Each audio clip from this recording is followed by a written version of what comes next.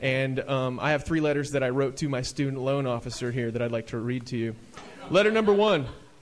Dear student loan officer, sorry we keep missing each other.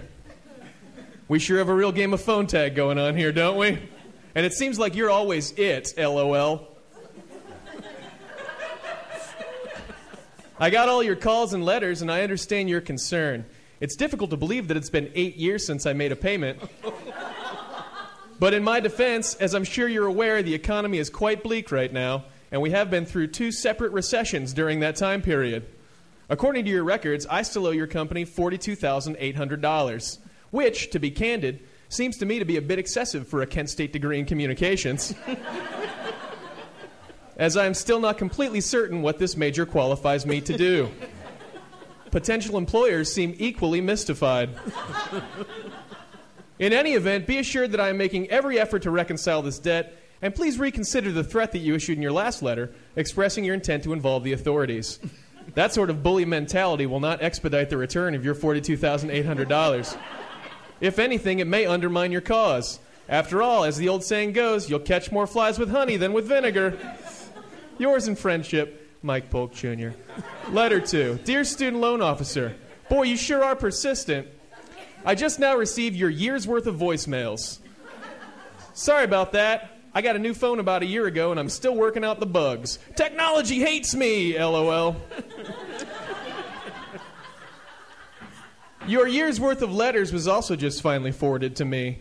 I'm sorry that it slipped my mind to tell you that I moved to Portland and changed my legal name. It's just one of those spur-of-the-moment things. I'm sure you can relate. I think we've all woken up in the morning one time or another and said to ourselves, you know, I think I'd rather be a salmon fisherman in Oregon named Randy Gatling.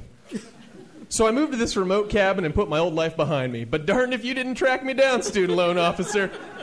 You're like some kind of a bloodhound. Only instead of tracking down rabbits, you hunt for $42,800. Money that I still do not possess.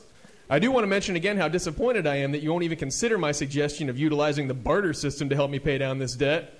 I was both surprised and hurt when you mailed back the coupon I sent you that was good for 1 killer back rub.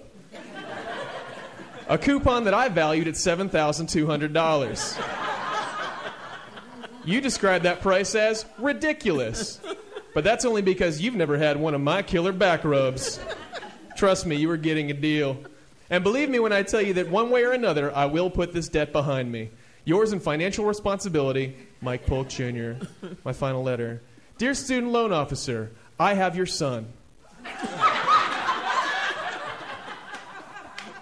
It seems as though the mouse is now the cat. I was truly hoping that it would not come to this, but you left me with little alternative. Jeremy is a wonderful boy.